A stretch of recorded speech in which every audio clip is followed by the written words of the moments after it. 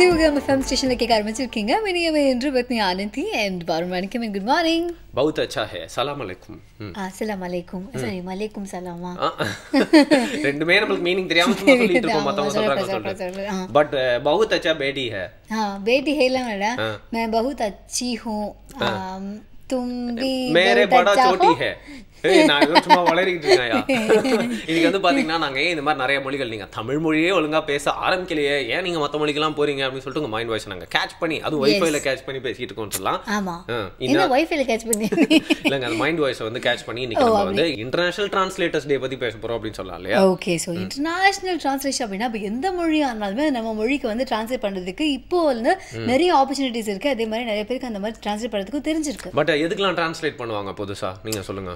ஒன்னு எனக்கு யாரும் திட்டாங்க வச்சுக்கோங்க எனக்கு என்ன திட்டாங்க தெரிஞ்சுக்கணும் வேண்டாமா? அது கண்டிப்பாங்க அந்த நேரத்துல சில நேரத்துல நம்மளுக்கு ஹிந்தி தெரிஞ்சதா அவ்வளவு நல்லா இருந்திருக்கும்ல அவங்களாம் எனக்கு பத்தி என்ன பேசுறாங்கன்னே தெரியல அப்படி சொல்லிட்டு நம்ம நிறைய சிச்சுவேஷன் இருந்திருப்போம். டிரான்ஸ்லேஷன்னா இப்போ நம்ம ஃபேஸ்புக் ஸ்டேட்டஸ்ல வாட் அ ஃபிலாசபிக்கல் சாக்ரட்டிஸ்ல அப்படின்னு யாரா ஃபீல் பண்ணுன்றதுக்காக கூகுள் டிரான்ஸ்லேட்டர் யூஸ் பண்ணிருப்போம். அதுக்கப்புறம் வந்து பாத்தீங்கன்னா காலேஜ்ல இல்ல வேலை செய்யற இடங்கள்ல வெளி மாநிலங்கள்ல இருந்து நீங்க ஏற்கனவே சொன்ன மாதிரி வந்தாங்கன்னா அவங்களுக்கு நம்ம டிரான்ஸ்லேட் பண்ணி நம்ம மொழியை மறந்து அவங்க மொழியை கத்துக்கிட்டு இது மாதிரி நிறைய விஷயங்கள்லாம் நடக்கும். அதே மாதிரி வந்து நம்மளுக்கு பிடிச்சவங்க கிட்ட வந்து பிடிச்ச விஷயத்தை போய் சொல்ல முடியல அப்படிங்கிற பட்சத்தில் அவங்க வேறு மொழிக்காரங்களா இருந்தாங்கன்னா நடுவில் ஒரு டிரான்ஸ்லேட்டர் தேவைப்படுது. இந்த மாதிரி நிறைய விஷயங்கள் வந்து டிரான்ஸ்லேட் தேவைப்படுவாங்க. ஆனால் உருப்படியான அந்த புக் இருக்கு இல்லையா புத்தகங்கள் நிறையா வந்து மொழியில் நம்ம தமிழில் நோக்கி வந்துட்டே இருக்கிறனால அதெல்லாம் வந்து மொழிபெயர்த்து நம்மளோட மக்களுக்கு கொடுக்கணும் அப்படிங்கிறதுக்காகவும் நிறைய டிரான்ஸ்லேட்டர் ஒர்க் பண்ணிருக்காங்க.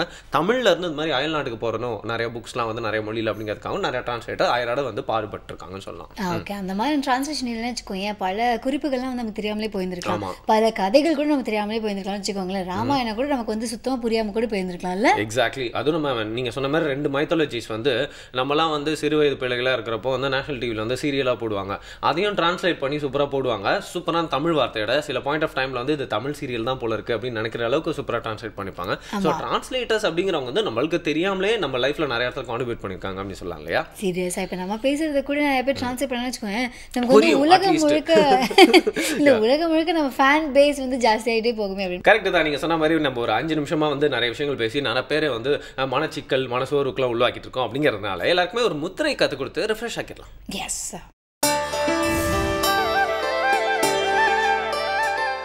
வணக்கம். நலம்பெறும் முத்திரைகள் மற்றும் விரல்களை மருத்துவர் வரிசையில் இன்றைக்கி நம்ம பார்க்க போகிறது புளித்த ஏப்பம் அப்படின்ற பிரச்சனைக்கு உண்டான ஒரு தீர்வு. இந்த புளித்த ஏப்பம் வருவதற்கான அறிகுறிகள் என்னென்ன அப்படின்னு பார்த்தீங்கன்னா வயிறு வந்து கொஞ்சம் உப்புசமாக இருக்கிற மாதிரி இருக்கும். சாப்பிட்டது வந்து ஜீரணமாகாத மாதிரியே இருக்கும். 2-3 நேரமானாலும் பசிக்காது. ஒரு விதமான புளிப்பு சுவை வந்து நம்மளுடைய வாயில் இருந்துகிட்டே இருக்கும். சுவாச நாற்றம் அடிக்கும். ஒரு அசௌரியம் இருக்கும். நம்மளுடைய வேலையை வந்து செய்கிறதுக்கு முன்னாடி ஒரு விதமான ஏப்பம் வந்து புளிப்பு ஏப்பம் வரும். அந்த ஏப்பம் வரும்போது நெஞ்சு எரிச்சல்னா இருக்கும். புளித்த ஏப்பம் வருவதற்கு என்ன காரணம், என்னென்ன விதமான நம்ம தவறான பழக்கங்களை வச்சுருக்கிறோம் அப்படின்றது இப்போ நம்ம பார்ப்போம். முதல்ல வந்து பார்த்திங்கன்னா வேகமாக சாப்பிட்றது. அதாவது சாப்பாட்டு நேரத்தில் உட்காந்துட்டு பொறுமையாக மென்று விழுங்குவதற்கு கூட நேரம் இல்லாமல் வேகமாக சாப்பிட்றது ஒரு முக்கியமான குறை அப்படின்னு சொல்லலாம். இரண்டாவது பார்த்திங்கன்னா சாப்பிட்றதுக்கு முன்னாடி இடையில தண்ணி குடிக்கிறது இரண்டாவது. மூன்றாவது சாப்பிட்டு முடிச்சுட்டு எல்லோரும் என்ன பண்ணுறாங்கன்னா ஐஸ் வாட்டர் குடிக்கிறாங்க, அதாவது குளிர்ந்த நீரை குடிக்கிறாங்க. இது வந்து நம்மளுடைய ஜீரணத்தை மந்தப்படுத்தி வயிற்றில் வந்து ஒரு விதமான அசௌரியத்தை ஏற்படுத்தி நமக்கு நோய்களை உருவாக்கக்கூடிய ஒரு தன்மை இருக்கும். இது தொடர்ந்து செஞ்சுட்டு வந்தோன்னா புளித்த ஏப்பம் வந்து நிரந்தரமாயிரும். புளித்த ஏப்பம் அப்படின்ற இந்த பிரச்சனைக்கு நம்மக்கிட்ட விரல்களை மருத்துவரில் 3 விதமான முதிரைகளை தீர்வாக நம்ம கொடுக்கலாம். முதல் முதிரை பார்த்திங்க அப்படின்னா அபான முதிரை, இரண்டாவது முஷ்டி முதிரை, மூன்றாவது வாயு முதிரை. இந்த 3 முதிரைகளையும் ஒன்றன் பின் ஒன்றாக 20 நிமிட நேரம் நம்ம செய்ய வேண்டும். முதல் முதிரை எப்படி செய்கிறதுன்னு பாருங்கள். உங்களுடைய 2 கைகளிலுமே நடுவில் இருக்கக்கூடிய நடுவிரலும் மோதிர விரலும் பெருவிரல் நுனியில் தொட்டு ஒரு வட்ட வடிவத்தை உருவாக்கணும். மற்ற 2 விரல்களும் நீட்டியிருக்க வேண்டும். இது வந்து அபான முத்திரை, முதல்ல செய்ய வேண்டிய முதிரை. இரண்டாவது முதிரை பார்த்திங்கன்னா இந்த விரல்களை வந்து நல்லா 2 முறை மடிக்க வேண்டும். இப்படி மடித்து உள்ளங்கையில் வந்து அழுத்தமாக வச்சுட்டு மோதிர விரல் மேலே பெருவிரலை கொண்டு வந்து இப்படி வைக்கிறீங்க. இந்த முதிரைக்கு பேர் முஷ்டி முதிரை. இது இரண்டாவது செய்யணும். மூன்றாவது முதிரை வந்து ஆள்காட்டி விரலை மடித்து பெருவிரலின் அடியில் வச்சு பெருவிரலை அது மேலே அப்படி வச்சு பிடிச்சிக்கணும். இந்த 3 முதிரைகளையுமே ஒன்றன் பின் ஒன்றாக 20 நிமிட நேரம் செய்ய வேண்டும். இது வந்து இந்த புளித்த ஏப்பம் வருவதற்கான தீர்வு. இந்த மாதிரி புளித்த ஏப்பம் வந்துச்சுன்னா உடனடியாக இந்த முதிரைகளை செய்து நம்ம சரி பண்ணிக்கலாம். ஆனால் நமக்கு மூலிகைகள் அப்படின்னு பார்த்தீங்கன்னா அடிக்கடி இந்த மாதிரி புளித்த ஏப்பம் வந்துகிட்டே இருக்குது, இது ஒரு நாள்பட்ட நோயாக இருக்குது அப்படின்ற போது நம்ம வந்து சில மூலிகைகளையும் சேர்த்து பயன்படுத்துவதன் மூலமாக விரைவில் நிவாரணம் பெற முடியும். அப்படி என்னென்ன மூலிகை அப்படின்னா சீரகம், சோம்பு, ஓமம், இது 3மே வந்து நம்மளுடைய சமையல் அறையில் இருக்கக்கூடிய பொருட்கள். இதனுடைய விகிதாச்சாரம் அப்படின்னு பார்த்திங்கன்னா சீரகம் 1 பங்கும், சோம்பு 1/2 பங்கும், ஓமம் 1/4 பங்குக்கும் சற்று குறைவாக, இது 3ம் எடுத்து நல்லா வந்து வறுத்துக்கணும். வறுத்துட்டு ஒரு 200 ml தண்ணி வச்சு அதை வந்து ஒரு 50 ml வற்ற வைக்க வேண்டும். வற்ற வைத்து அதை வடிகட்டி நம்ம வந்து சாப்பிட்றதுக்கு முன்னாடியோ அல்லது சாப்பிட்டு 1/2 மணி நேரம் கழிச்சோ இதை வந்து நம்ம குடிக்கலாம். ஒரு 50 ml அளவுக்கு தான் இருக்கணும். சாப்பிட்றதுக்கு 1 மணி நேரத்துக்கு முன்னாடி கூட குடிக்கலாம், அல்லது சாப்பிட்டு 1 மணி நேரம் கழித்து இதை குடிக்கலாம். இதை நம்ம செஞ்சுட்டு வரும்போது பார்த்திங்கன்னா நம்மளுக்கு ஒரு விதமான வயிற்றில் வந்து அந்த புளிப்பு சுவையெல்லாம் குறைஞ்சி சாதாரணமான அறுசுவையை உணரக்கூடிய தன்மை வந்துடும். வாயில் எப்போவுமே வந்து ஒரே சுவை திரும்ப திரும்ப இருக்கக்கூடாது. இது வந்து ஒரு முக்கிய குறிப்பாக நீங்கள் வச்சுக்கணும். சாதாரணமாக இருக்கும்போது பார்த்திங்கன்னா நமக்கு உமிழ்நீரில் எந்த சுவையும் இல்லாமல் இருக்கும். இந்த முத்திரைகளெல்லாம் செய்யும் பொழுது அது நீர்த்து போக செய்து நம்ம உடம்பை வந்து இயல்பு நிலைக்கு மாற்றக்கூடிய தன்மை வாய்ந்துடும். இந்த மாதிரி நல்ல பல சாதாரண விஷயங்கள் எல்லாமே நம்ம தெரிஞ்சு வச்சுருக்கணும். ஏனென்றால் இன்றைக்கி நமக்கு உணவே மருந்துன்னு சொல்கிறோம். திருவள்ளுவர் வந்து மருந்து அப்படின்ற ஒரு அகராதியை வச்சுட்டு அதில் வந்து மருந்தென வேண்டாவாம் யாக்கைக்குன்றதை முதல்ல சொல்கிறாரு. அப்போது நம்மக்கிட்ட வந்து தமிழர்களுடைய பாரம்பரியம் என்ன அப்படின்னு கேட்டிங்கன்னா உணவை வந்து நம்ம மருந்து பொருட்களின் கலவை மூலமாக தீர்வுகளை நமக்கு கொடுத்துருக்குறாங்க. அப்போ உணவே மருந்து அப்படின்றது நமக்கு இன்றைக்கி சாத்தியப்பட வேண்டும் அப்படின்றது தான் எங்களுடைய விருப்பம். ஆனால் நம்ம எல்லாருமே வந்து தவறான பழக்கத்தில் மருந்தே உணவாக எடுத்துகிட்டு இருக்கிறோம். அதை நம்ம மாற்றி அமைக்க வேண்டும். நல்ல பல தகவல்களை பலருக்கும் கற்றுக் கொடுங்கள். நலம் பெற வாழ்த்துகிறேன். மீண்டும் சந்திப்போம். வணக்கம். சூப்பர். எல்லாருமே ஒரு விஷயத்தை சொல்லிக் கொடுக்குறாங்க. முத்திரை வேறு அவர் சொல்லிக் கொடுத்துட்டு போயிட்டாரு. என்னோட சைடுக்காக இன்றைக்கி இன்டர்நேஷ்னல் டிரான்ஸ்லேஷன் டே அப்படிங்கிறனால முத்திரை அப்படிங்கிற வார்த்தையோட டிரான்ஸ்லேஷன் முத்ரா அப்படின்னு கூட சொல்லுவாங்க. ஆஹா, என்ன ஒரு டிரான்ஸ்லேஷன்! இந்த மாதிரி மட்டும் ஒரு 4-5 டிரான்ஸ்லேட்டர்ஸ் இருந்துட்டாங்கன்னு வச்சுக்கோங்க, வேற லெவலே, வேற லெவல். நான் போற போக்கு பார்த்தா எல்லா இங்கிலீஷ் படத்துக்கும் டப்பிங் பேச தான் கூடுவாங்க அப்படின்னு நினைக்கிறேன் இல்லையா? கண்டிப்பா நீங்க கண்டிப்பா இந்த மாதிரியான விஷயத்த உங்களோட லைஃப்ல ஆட் பண்ணிக்கணும். நமக்கு மட்டுமே தெரிஞ்ச ஒரு சில விஷயங்கள் அது எப்படி வெளிநாடுக்கு போய் லீக் ஆச்சு அப்படின்னே தெரியல. ஆனால் அங்கெல்லாம் போய் ஹிட் ஆயிடுச்சு. என்னதான் இருந்தாலும் இது மக்களுக்கு நல்ல விஷயம் அப்படிங்கிறனால லெட் இட் கோ அப்படிங்கிற மாதிரி நம்மளும் விட்டுட்டோம். இந்த யோகாவாக இருக்கட்டும், இல்லை அதை பற்றின குறிப்புகளாக இருக்கட்டும், அது ஒருவேளை வந்து மற்ற நாடுகளுக்கு போகல, டிரான்ஸ்லேட் பண்ண படல அப்படின்னு வச்சுக்கோங்க, ரொம்ப கஷ்டம் இல்லை? எக்ஸாக்ட்லி. நம்ம நாட்டு மேலே இன்னைக்கு எல்லாருக்குமே இருக்க மரியாதை வந்து கொஞ்சம் குறைஞ்சிருக்கும் அப்படின்னே சொல்லலாம். அதாவது வந்து இந்த அளவுக்கு மரியாதை வந்து இல்லாமல் போயிருக்கிறதுக்கான வாய்ப்பு இருந்திருக்கும் அப்படின்னு சொல்லலாம். ஆனால் அதெல்லாம் உடைச்சு நம்மளோட அருமை பெருமைகள்லாம் மற்றவங்க கிட்ட போய் எடுத்துகிட்டு போய் சேர்த்ததுக்கு டிரான்ஸ்லேஷன் அண்ட் டிரான்ஸ்லேட்டர்ஸ் அவங்க வந்து பெரிய பங்கு வச்சிருக்காங்க. நான் வந்து இதை பத்தி யோசிக்கவே இல்லை. சம பாயிண்ட் ஆனது. ஆமா, அதையே நான் இப்போ யோசிச்சேன் அப்படின்னா இந்த நேச்சுரோபதி பத்தி நம்ம நிவேதா பேச போறாங்க. ஓகேவா? நம்ம இந்தியாவில் தான் இந்த மாதிரி நிறைய விஷயங்கள் இருக்கு. அப்போ இதெல்லாம் வந்து வெளில தெரிஞ்சனால தான் நம்ம இந்தியா பத்தி சூப்பரா பேசுறாங்க அப்படின்னு எனக்கு அப்பதான் டிங் அப்படின்னு. எக்ஸாக்ட்லி. நீங்க சொன்ன மாதிரி வந்து கவுண்ட்லெஸ் நல்ல விஷயங்கள் இருக்கு இந்தியா பத்தி சொல்றதுக்கு. அப்படியே ஒரு எஃபெக்டிவான விஷயம் தான் நேச்சுரோபதி. நிவேதா என்ன சொல்றாங்கன்னு பார்க்கலாம். இயற்கை மருத்துவத்தில் இரத்த ஓட்டம் மற்றும் நிணநீர் ஓட்டம் இது சரியாக இருந்துச்சு அப்படின்னம்னா தான் நமது ஊட்டச்சத்தானது எல்லா பகுதிகளுக்கும் சரிவர கிடைச்சி எல்லா உறுப்புகளும் சரியாக இயங்க முடியும், வளர்ச்சி அடைய முடியும். ஸோ இந்த அடிப்படையில் நமது உடம்புல எல்லா பகுதிகளுக்கும் இரத்த ஓட்டம் சரியாக வரணும் அப்படின்னம்னா அதுக்கு இந்த வாட்டர் மசாஜ் ரொம்ப உதவிகரமாக இருக்கும். இன்றைக்கி வாட்டர் மசாஜ் பற்றி தெரிஞ்சுக்க போகிறோம். இதை வந்து டூச் அப்படின்னு சொல்லுவாங்க, ஜெட் பாத்துன்னு சொல்லுவாங்க, ஆர் நம்ம வந்து ஜக்கூசி அப்படின்னு சொல்லுவாங்க. ஸோ இந்த ட்ரீட்மெண்ட்டில் என்ன மாதிரியான அப்ளிகேஷன் இருக்குது அப்படின்னு பார்த்தீங்கன்னா ஒரு நீளமான பைப் ஒரு 1 to 1.5 inches அந்த நாசிலோடைய ஹோல்லேருந்து ஃபோர்ஸ்ஃபுல்லாக தண்ணி நம்ம உடம்பு மேலே படும். அது எந்த பகுதியில் படுது, எந்த ப்ரெஷரில் படுது, எந்த டெம்பரேச்சரில் படுது அப்படிங்கிறத பொறுத்து நம்ம பாடியோடைய எஃபெக்ட்ஸ் வந்து நம்மளுக்கு தெரியும். பொதுவாக கோல்டு வாட்டர் அப்படின்னம்னாலே டோனிக் எஃபெக்ட் அப்படின்னு நம்ம முதல்ல போன எபிசோட்ஸ்லாம் பார்த்தோம். கோல்டு டூச் அல்லது கோல்டு வாட்டரில் ஜெட் பாத் அடிக்கிறப்போ நமது உடம்புடைய சர்க்குலேஷன் இம்ப்ரூவ் ஆகும், நரம்பு மண்டலமானது தூண்டப்படும், புத்துணர்வாகும், தசைகள் வந்து நம்ம டேர் அண்ட் வேர்ன்னு சொல்லுவோம், அது எல்லாமே கிளியர் ஆகும். இந்த ட்ரீட்மெண்ட் மூலமாக ஃபுல் பாடிக்கும் ஒரு வாட்டர் மசாஜ் கிடைக்கும். பொதுவாக மசாஜ் பண்ணியில் நம்ம பாடியோடைய டைரக்ட் வார்ம்த் ஃப்ரிக்ஷன் வந்து மூவ்மெண்ட் கிடைக்கும். ஆனால் இந்த இடத்துல வாட்டரோட பெனிஃபிட்டும் தண்ணியோடைய அந்த கண்டக்ஷன் கெப்பாசிட்டி, அதாவது தண்ணி சூடாக இருந்துச்சு அப்படின்னம்னா நமது உடம்பை வந்து சூடுபடுத்தும், தண்ணி குளிர்ச்சியாக இருந்தது அப்படின்னம்னா உடம்பை குளிர்ச்சிப்படுத்தும், நியூட்ரல் எஃபெக்ட் இருந்துச்சு அப்படின்னா பாடியை வந்து காம் பண்ணும். ஸோ அதே கெப்பாசிட்டி இந்த வாட்டர் ட்ரீட்மெண்ட்லேயும் நம்ம எதிர்பார்க்க முடியும். பொதுவாக இந்த மசாஜ் எடுக்கையில் மெக்கானிக்கல் ப்ரெஷர்னால் வரக்கூடிய பெனிஃபிட்ஸும் நம்மளுக்கு கிடைக்கும். ஆனால் அதே மெக்கானிக்கல் ப்ரெஷரில் பாடியோடைய ஹீட் வந்து எக்ஸஸ் ஆகலாம். அந்த ஹீட் வந்து இந்த ட்ரீட்மெண்ட் மூலமாக வாட்டர் ட்ரீட்மெண்ட் மூலமாக அந்த ஹீட் ஆனது குறைக்கப்பட்டு பாடியை வந்து ரிலாக்ஸிங் எஃபெக்ட்டுக்கும் கொடுக்கும். ஸோ 3 விதமான எஃபெக்ட் நம்ம இந்த ட்ரீட்மெண்ட்டில் கிடைக்கும். அதாவது மெக்கானிக்கல் எஃபெக்ட், ரிஃப்ளெக்ஸ் எஃபெக்ட், அதாவது ஒரு இடத்துல நம்ம ட்ரீட்மெண்ட் கொடுக்கறது உள்ளே இருக்கக்கூடிய ஒரு குறிப்பிட்ட உறுப்புகளை தூண்டியோ அல்லது காம் பண்ணியோ டார்கெட்டில் போய் அதை அச்சீவ் பண்ணும். இந்த எஃபெக்ட் பேர் ரிஃப்ளெக்ஸ் எஃபெக்ட்னு சொல்லுவோம். அதாவது மெக்கானிக்கல் எஃபெக்ட், ரிஃப்ளெக்ஸ் எஃபெக்ட், வாட்டருடைய தெர்மோ ரெகுலேட்டிங் எஃபெக்ட். இந்த 3 எஃபெக்ட்ஸ் வந்து இந்த வாட்டர் மசாஜில் நம்மளுக்கு கிடைக்கும். கோல்டு வாட்டர் எடுக்கிறப்போ டோனிக் எஃபெக்ட்டும், நியூட்ரல் வாட்டர் அல்லது வார்ம் வாட்டரில் எடுக்கிறப்போ ஒரு செடேட்டிவ் அண்ட் காமிங் எஃபெக்ட்டும், ஹாட் வாட்டரில் எடுக்கிறப்போ தூண்டி விடக்கூடிய தன்மையையும் நம்ம எதிர்பார்க்கலாம்.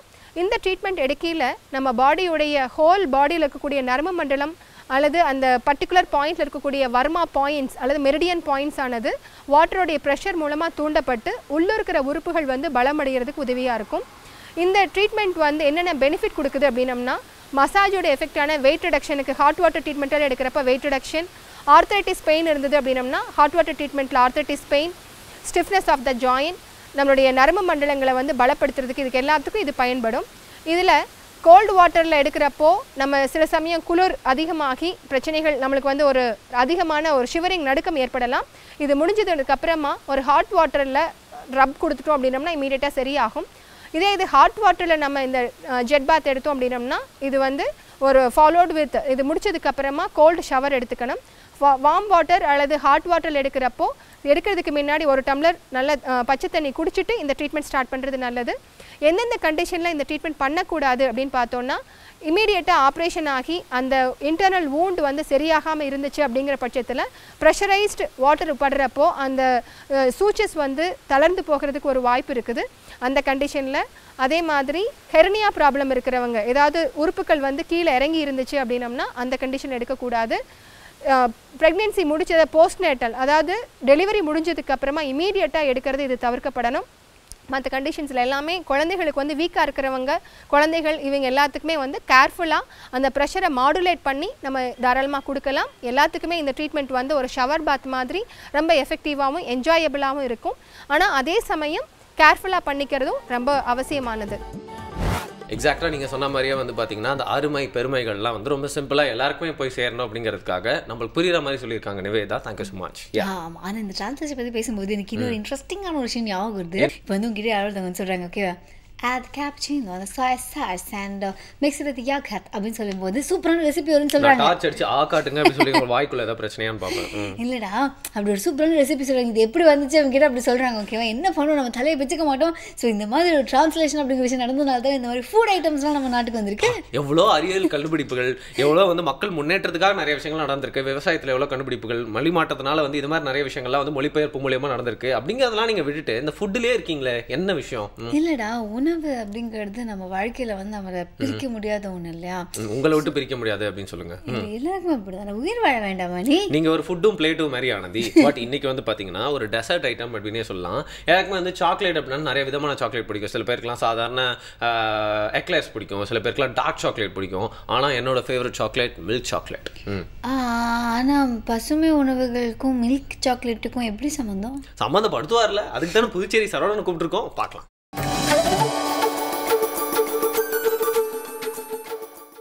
அனைவருக்கும் வணக்கம். இன்றைய பசுமை உணவுகள் பகுதிக்கு உங்களை வரவேற்பதில் மகிழ்ச்சி அடைகிறேன். இன்றைக்கி நம்ம செய்ய போகிற உணவு மில்க் சாக்லேட். இது எப்படி செய்யலாம்னு முன்னாடி என்ன தேவைன்னு பார்க்கலாம். பால் பவுடர், தேன் அல்லது தேன் பால், முந்திரி, திராட்சை, ஏலக்காய். எப்படி செய்யலாம்னு பார்க்கலாம். சின்ன ஜார் எடுத்துக்கங்க. நமக்கு சாக்லேட்டில் என்னென்ன உள்ளே இருக்குன்னு நினைக்கிறீங்களோ அதெல்லாம் இதில் போட்டு பொடிச்சிக்க வேண்டியது. ஏலக்காய் இருந்தால் ஏலக்காய் போட்டுக்கலாம், முந்திரினா முந்திரிக்காய் போட்டுக்கலாம், பேரிச்சம்பழம்னா பேரிச்சம்பழம் போட்டுக்கலாம், உள்ள திராட்சை போட்டுக்கலாம். என்னெல்லாம் சாக்லேட் உள்ளே இருக்கணுமோ அதெல்லாம் போடணும். குறிப்பாக முந்திரி திராட்சை போடும்போது இயல்பான சுவையாகவே இருக்கும். ஏலக்காய் இயல்பான வாசனையோடு இருக்கும். இதுக்கு அடுப்பு தேவையில்லாத நம்ம சமைக்கிறோம். இப்போ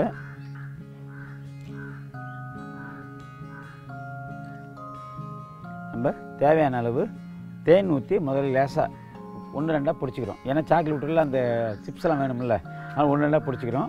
மற்றபடி இப்போ பெருசாக எதுவும் அரைக்கிறதில்லை. நம்ம எவ்வளோ வேணுமோ அவ்வளோ தேன் ஊற்றி 1-2 பிடிச்சிக்கலாம்.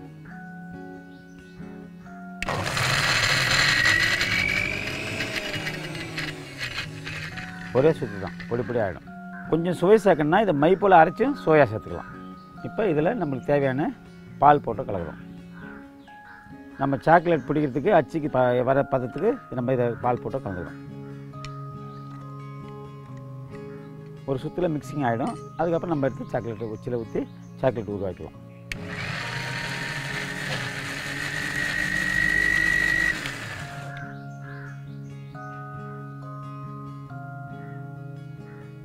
இன்னும் பால் போட்டு கலந்துக்கலாம். கன்சிஸ்டன்சி நமக்கு எப்போ வேண்ட கன்சிஸ்டன்சி கலந்துக்கணும். நமக்கு எந்த திட்டத்துக்கு திடமாக வேணும்னு நினைக்கிறோமோ அவ்வளோ கலந்துட்டால் போதும்.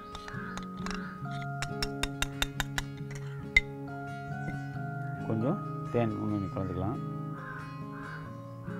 நம்ம கலர் வேணும்னா கொக்கோ பவுடர் கலந்துக்கலாம்.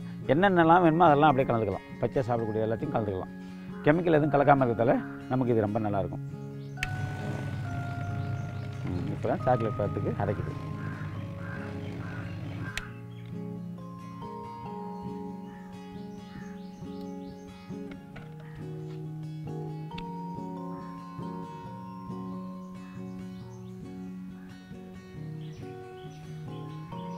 நம்ம அச்சில் வாக்கணும்னா கட்டியாக இருக்கணும். அச்சில் வாக்கத்தில் அப்படியே குழந்தைங்க சாப்பிடணும்னா நம்ம கட்டியாக எடுக்க வேண்டிய அவசியம் கிடையாது. அச்சில் வாக்கணும், குழந்தைங்களுக்கு சாக்லேட்டு வடிவத்திலே தரணும்னா நம்ம வந்து இந்த அளவுக்கு கட்டியாக இருக்கணும். அப்போ தான் அச்சில் வாக்க முடியும். ஓகே, இப்போ நம்ம அச்சில் என்ன பண்ணணும், கொஞ்சம் பால் பவுடர் இதில் போட்டுக்கிறோம்.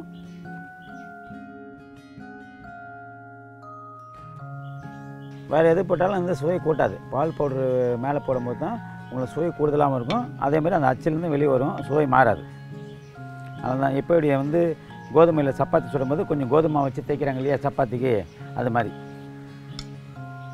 அச்சில் போட்டு அமைக்க எடுக்கும்போது உங்களுக்கு அச்சு பதத்துக்கு வரும், நல்லாவே இருக்கும்.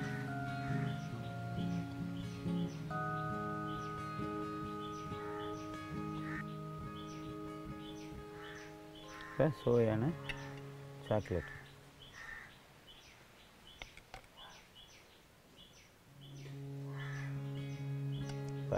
சுவையான சாக்லேட் வேறு வேறு வடிவத்தில் நம்ம இதை அச்சு போட்டு எடுத்துக்கலாம். இப்போ சுவையான பால் சாக்லேட், மில்க் சாக்லேட் தயாராக இருக்குது. குழந்தைங்களுக்கு பண்ணித்தரலாம். வெளியில் விற்கக்கூடிய பாக்கெட்டில் அடைக்கப்பட்ட சாக்லேட்டுக்கெல்லாம் ப்ரிசர்வேட்டிவ் இருக்கும். 1 வருஷத்துக்கு கிடையாது, 6 மாதத்துக்கு கிடையாது, 3 வருஷத்துக்கு கிடையாது. அதெல்லாம் விட இது ரொம்ப நல்லது உடம்புக்கு. இதில் பால் பவுடர் கலக்கிறமே தவிர இந்த பால் பவுடர் பாலம் தான் எடுக்கிறாங்க, அதில் எந்த சந்தேகமும் கிடையாது. ஆனால் இது வந்து சதவீத அளவு கம்மி, கெடுதலான சதவீத அளவு கம்மி, அவ்வளோதான். மற்றபடி ஒன்றும் பிரச்சனை. அப்படி இல்லைன்னா நீங்கள் நல்ல நாட்டு பசும்பாலை வாங்கி நல்லா காய்ச்சி பன்னீர் மாதிரி எடுத்துகிட்டு இதெல்லாம் சாத்திங்கன்னா அதுவும் சாக்லேட்டாக மாறும். அதுவும் ரொம்ப நல்ல உணவு தான். ப்ரிசர்வேட்டிவ்லாம் செய்கிறது எல்லாமே நல்ல உணவு தான். வெளில கிடைக்கிற சாக்லேட்டுக்கு இது எவ்வளோ மேல். வேறு ஒரு நல்ல சுவையான பசுமை உணவோட அடுத்த நேரத்தில் சந்திக்கலாம். நன்றி. வா, பால் சாக்லேட். இந்த பால் சாக்லேட்டை பார்த்து பசுமாடே பெருமைப்படும். அந்த அளவுக்கு வந்து ரொம்ப ஸ்வீட்டாக இருக்கும் அப்படின்னு நினைக்கிறேன் இல்லையா? ரொம்ப ஸ்மார்ட்டாக நினைப்பேன். உனக்கு மில்கை மட்டும் ட்ரான்ஸ்லேட் பண்ணிட்டேன். சாக்லேட் யார் ட்ரான்ஸ்லேட் பண்ணுவா? சாக்லேட்கா டிரான்ஸ்லேஷனா? கெஸ்ட் வர போகிறாங்க, அவர் வரப்போ நம்ம இது மாதிரிலாம் பேசிட்டு இருந்தோம் அப்படின்னு வச்சுக்கோங்க. டிரான்ஸ்லேஷனோட மதிப்பே தெரியாமல் நீங்கள் இருக்கீங்க அப்படின்னு சொல்லிட்டு நம்மளை பற்றி தப்பாக எடுத்துப்பாரு. பட் அதோட மகத்துவத்தெல்லாம் வந்து நம்ம எல்லாருக்குமே எடுத்து சொல்கிறதுக்காக உதவ போகிறோம். ஸோ இன்னைக்கு வந்து இன்டர்நேஷனல் டிரான்ஸ்லேஷன் டே அப்படிங்கிறத பற்றி நம்ம ரொம்ப நேரமாக பல விஷயங்கள்லாம் பேசி தான் இருக்கோம் இல்லையா? நீங்கள் சொல்கிறது அப்படி நான் தமிழில் டிரான்ஸ்லேட் பண்ணி சொல்லிட்டேன் எல்லாருமே. அவனை தமிழ் தானே பேசணும் இல்லையா? பட் இனிமேல் டிரான்ஸ்லேஷன் அப்படின்னா பார்த்தீங்கன்னா சில இடங்களில் தான் யூஸ் பண்ணிட்டு இருக்காங்க, சில ஃபீல்ட்ஸில் ஏதாவது யூஸ் ஆகும் அப்படின்னு சொல்லிட்டு நிறைய பேருக்கு வந்து ரொம்ப கம்மி நாலேஜ் தான் இருக்குது அதை பற்றி. பட் டிரான்ஸ்லேஷன் அப்படிங்கிறது பார்த்தீங்கன்னா டிரான்ஸ்லேட்டர்ஸ் அப்படிங்கிறவங்க பார்த்தீங்கன்னா நிறைய இடங்களில் தேவைப்படுறாங்க. அவங்களோட பங்கு அப்படிங்கிறது ரொம்ப முக்கியமாக இருக்குது அப்படிங்கிறத உணர்த்ததுக்காக யார் வந்திருக்காங்க? ஓகே, இன்னைக்கு நம்ம கூட கெஸ்ட் யார் இருக்காங்க அப்படின்னா எழுத்தாளர் அகிலன் கண்ணன் அவர்கள் இருக்காங்க. வணக்கம். வணக்கம் ஐயா. வந்திருக்கிறோம் ஐயா. இன்னைக்கு வந்து இந்த டிரான்ஸ்லேஷன் அண்ட் டிரான்ஸ்லேட்டர்ஸ் அப்படிங்கிறவங்க எந்த அளவுக்கு முக்கியத்துவம் வாய்ந்தவங்க, அவங்களோட பணி என்ன அப்படிங்கிறது எங்களுக்கு விளக்குங்க. அதாவது மொழிபெயர்ப்பாளருங்கிறதும் மொழிபெயர்ப்புங்கிறதும் வந்து ஒரு படைப்பாற்றலும் பகிர்தலும் அப்படிங்கிற ஆங்கிளில் அதை பேசிக் ஆனர் பண்ணுற மாதிரியான டே ஆயா இது? நிச்சயம். அதாவது சமூகத்தையும் மொழியையும் பிரதிபலிக்கிறதுக்கான ஒரு டூலாக இருக்காங்க இந்த பேசிக் கிரியேட்டர். அதுக்கு அடுத்த நிலையில் இருக்கவங்க அதை பிற மொழிகளுக்கும் பிற வடிவங்களுக்கும் கொண்டு போகிறப்ப இந்த மொழிபெயர்ப்பாளரோட பங்கு வருது.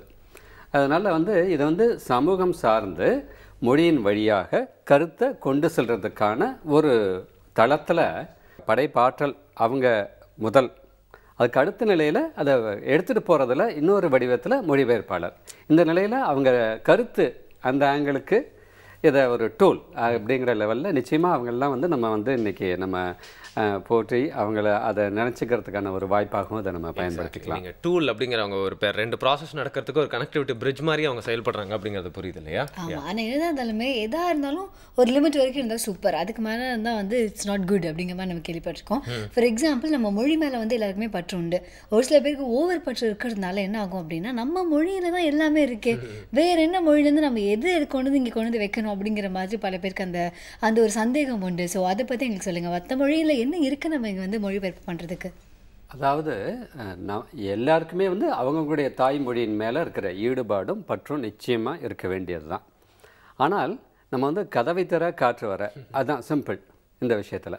நீங்கள் வந்து நமக்கு மட்டுமே கணத்து தவளையாயிடுவோம். அப்புறம் இந்த புற உலகத்தில் சிந்தனைகளாகட்டும், அறிவியலாகட்டும், கலை இலக்கிய படைப்புகளாகட்டும், எல்லா விஷயத்துலேயும் வந்து உலக ஞானம் அப்படிங்கிறது மிகப்பெரிய ஒரு விஷயம். அது நீங்கள் வந்து மொழிப்பற்றுங்கிற நிலையிலேருந்து நம்மளை சுருக்கிக்காமல் நம்ம அறிவு தேடலுக்கான ஒரு வழியாக நம்ம பார்க்குறப்ப மொழி ஒரு டூல். திருப்பியும் அந்த நிலையில் பார்க்குறப்ப இதை வந்து நமக்கு வந்து நம்ம மொழியில் இருக்கிறத நம்ம போட்டுருவோம், அதை நம்ம பகிர்ந்துக்கலாம். நம்ம மொழியிலேருந்து நமக்கு இன்னொரு மொழி தெரிந்தால் இந்த தாய்மொழியில் இருக்கிற விஷயத்தை நம்மளே வந்து பிற மொழிக்கு, நமக்கு தெரிஞ்ச பிற மொழிக்கு கொண்டு போகலாம். அதுவும் ஒரு வாய்ப்பு. பிற மொழியில் அந்த நமக்கு எடுத்துக்கிறதுக்கு நமக்கு அந்த மொழி ஆற்றலும் அந்த மொழியையும் கற்றுக்கிறது ரொம்ப அவசியம். நம்ம இந்தியாவை பொறுத்த வரைக்குமே பல மொழிகள் இருக்கு. அப்போ வந்து உலக அளவில் பார்க்கும்போது எத்தனை மொழிகள் இருக்கும்? ஸோ எத்தனை மொழிகள் வந்து நம்ம மொழிபெயர்ப்பு செய்கிறோம் அப்படிங்கிற கேள்வி வருது இல்லை? தமிழ்நாட்டில் இருக்க வழக்கு வட்டாரத்தெல்லாம் வந்து மொழிபெயர்த்தாலே வந்து மொழிபெயர்த்துட்டே இருக்கலாம் அப்படின்னு சொல்லலாம். மட்டும் இல்லாமல் அவங்க சொன்ன மாதிரி மற்ற மொழிகள்லேருந்து நிறைய மொழிபெயர்ப்பு நூல்கள்லாம் தமிழில் வந்துட்டே இருக்குது. அதுக்கு நிறைய ஆதரவும் இருக்குது, நிறைய பேர் அதை வாங்கி படிக்கிறாங்க. ஸோ இது ஒரு நல்ல ப்ராசஸ், நாலேஜை வந்து எல்லாருக்கிட்டையும் கொண்டு போய் சேர்க்கறதுக்கு. ஆனால் பொதுவாக என்னென்ன மொழிகள்லாம் பெரும்பான்மையாக நம்ம தமிழில் வந்து நிறைய நூல்கள் மொழிபெயர்க்கப்படுது அப்படின்னு சொல்லுங்கள். அதாவது பெரும்பாலும் நீங்கள் பார்த்தீங்கன்னா ஆங்கில வழியில் கிரேக்க ஆகட்டும், சீனாவாகட்டும், ஜப்பானீஸ்லேருந்து பல விஷயங்கள் வந்து அந்த தாய்மொழியில் முதல்ல எழுதப்படுது. அதுக்கப்புறம் வந்து அது ஆங்கிலத்தில் பெரும்பாலும் கிடைச்சிடுது. ஸோ நமக்கு வந்து ஆங்கிலத்தின் வழியாக ஒரு செகண்ட் ஸ்டேஜ் ஆஃப் டிரான்ஸ்லேஷன் அந்த மூல மொழியிலேருந்து வராமல் ஆங்கில வழியாக அந்த ஸ்பூன்லேருந்து எடுத்து நம்ம சாப்பிட்றதுக்கான மூணாவது வாட்டி நம்ம பண்ணுறோம். ஆமாம், மூன்றாவது நிலையில் கிடைக்குது. ஆனால் இப்போ நம்ம இந்திய மொழிகளில் எடுத்துக்கிட்டிங்கன்னா பெரும்பாலும் வந்து இப்போ ஓரளவுக்கு ஹிந்தி, மராத்தி அதெல்லாம் எனக்கு தெரிஞ்ச இதுவே வந்து ஒரியாவில் வந்து ஒரு தமிழ் இங்கே மானச கங்கோத்ரியில் வந்து படிச்சுட்டு போனார். அவர் வந்து தமிழ்லேருந்து ஒரியாவுக்கு நேரடியாக மொழிபெயர்க்கிறாரு. சில லெவலில் கொஞ்சம் சில இடர்பாடுகள் இதெல்லாம் இருந்தால் கூட அந்த மாதிரி அதை ஹிந்திலேருந்து, வங்காளத்துலேருந்து, நமக்கு வந்து இங்கே கேரளாலேருந்து, கன்னடத்துலேருந்து இந்த 2 மொழிகளும் தெரிஞ்ச இப்போ ஓரளவுக்கு நமக்கு வந்து கொஞ்சம் க்ளோஸ்னஸ் கிடைச்சதுனால மாநில மொழிகள்லேருந்தும் இப்போ வந்து நிறைய விஷயங்களும் கிடைக்குது. ஓகே, பெரும்பாலும் ஆங்கிலம் வந்து அதுக்கு ரொம்ப பெரிய ஒரு துணை நிற்கிதுன்னு தான் தோணுது. இதே வேறு ஏதாவது கண்ட்ரினா என்ன கண்ட்ரிலேருந்து இப்போ சீனாலேருந்து மொழிபெயர்க்கிறோமா, கிரிக்கெட்டில் மொழிபெயர்ப்பான்னு கேட்குறாங்க. ஆனால் நம்ம கண்ட்ரிக்குள்ளேயே வந்து பக்கத்து மாநிலங்கள்லேருந்து எவ்வளோ புக்கு மொழிபெயர்க்கிறாங்கன்னு சொல்லிட்டு சார் சொல்கிறப்போ நம்ம லாங்குவேஜஸோட பிரமாண்டம் புரியுதுன்னு சொல்லலாம் இல்லையா? சீரியஸ். அது மட்டும் இல்லை, வந்து ஏதாவது ஒரு மொழி வந்து மொழிபெயர்ப்பு செஞ்சு வரும்போது அந்த மொழி மட்டும் கிடையாது, இந்த கலாச்சாரம் எல்லாமே வந்து நம்ம நாட்டுக்கு, நம்ம வீட்டுக்குள்ளேயே வந்துடுது அப்படின்னு சொல்லலாம். பட் வந்து அந்த காலத்தில் வந்து பெரும்பாலும் இந்த ரஷ்ய நூல்கள்லாம் வந்து ரொம்ப அதிக அளவில் வந்து மொழிபெயர்க்கப்பட்டிருந்தது அப்படிங்கிற மாதிரி கேள்விப்பட்டிருந்தோம். ஸோ இப்போ அது நிறைய குறைஞ்சிருச்சு. ஏன்னா இப்போ அதை பற்றி நாங்கள் அதிகமாக கேள்விப்படுறதில்ல. அதுக்கு வந்து ரஷ்யா நாட்டினுடைய கொஞ்சம் பொருளாதார அரசியல் சிதைவுகளால் ஏற்படக்கூடிய அவங்க அந்த கம்யூனிச சித்தாந்தமும் அதன் வழியாக கிடைக்கக்கூடிய இலக்கிய விஷயங்கள், இந்த விஷயங்கள் எல்லாமும் வந்து பிற மொழிகளுக்கு போகணும் அப்படிங்கிற நிலையில் நம்ம தமிழ்நாட்டில் வந்து அவங்களுடைய முன்னேற்ற பதிப்பகத்தினுடைய நூல்கள் எல்லாம் வந்து இங்கே வந்து பரப்புனாங்க. அது மொழிபெயர்ப்பதற்கான சில விஷயங்கள் எல்லாம் கூட செஞ்சாங்க. இப்போ வந்து அங்கே அந்த ஒரு பொருளாதார சிதைவு காரணமாகவும் அது கொஞ்சம் செதறி போயிட்டதுனாலையும் இப்போ வந்து வர்றதுங்கிறது கொஞ்சம் கம்மியாக இருக்குது.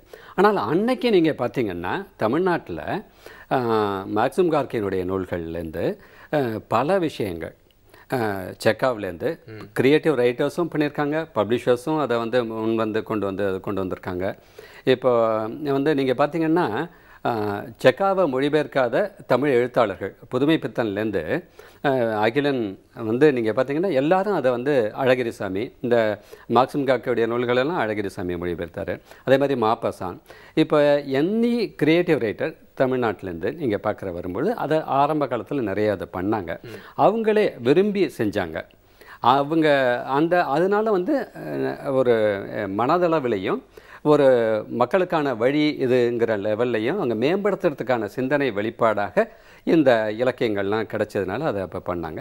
கொஞ்சம் அதனுடைய விளைவானால் தான் இப்போ வந்து கம்மியாக இருக்க மாதிரி தோணுது. அதில் ஓகே. ஆனால் எந்த ஒரு விஷயமா இருந்தாலும் வந்து செய்கிறது வந்து நல்லா செய்யணும் அப்படிங்கிறது வந்து எல்லாருக்குமே இருக்கிற ஒரு எய்ம் அப்படின்னு சொல்லலாம். ஸோ வந்து எழுத்தாளருக்கு எப்படி வந்து தன்னுடைய கதை அவங்க எழுதுகிற எந்த ஒரு விஷயமா இருந்தாலும் ரொம்ப அழகாக போய் சேரணும் அப்படிங்கிற மாதிரி அவங்க எதிர்பார்க்குறாங்களோ, அதே மாதிரி இப்போ ட்ரான்ஸ்லேட் பண்ணுறவங்களுக்கும் அந்த ஒரு ஃபீல் இருக்கணும். நான் ட்ரான்ஸ்லேட் பண்ணணும், சூப்பராக ட்ரான்ஸ்லேட் பண்ணணும், அது அதுக்கான இலக்கணம் ஏதாவது இருக்கா அப்படிங்கிற மாதிரியான சந்தேகம் இல்லை. நீங்கள் ஒரு கண்டென்ட் கொடுக்குறீங்க, அதை நான் ட்ரான்ஸ்லேட் பண்ணுறேன் அப்படின்னா நீங்கள் ஒரு சோல்ஃபுல்லான நிறைய விஷயங்கள்லாம் போட்டு சில வேர்ட்ஸ்லாம் போட்டு அந்த வாக்கிய வரிகள்லாம் நீங்களே அமைச்சு எழுதியிருப்பீங்க. அதை வந்து ஒரு இன்ஜினியர் மாதிரி நீங்கள் வந்து பார்த்து கன்ஸ்ட்ரக்ட் பண்ணியிருப்பீங்க. ஸோ நான் ட்ரான்ஸ்லேட் அதை பண்ணுறப்போ வந்து அப்படியே அந்த வார்த்தையை மட்டும் எடுத்து இங்கே போட்டுறாம அதே சோலும் உள்ளே இருக்கணும் அப்படின்னு எதிர்பார்ப்பாங்க இல்லையா?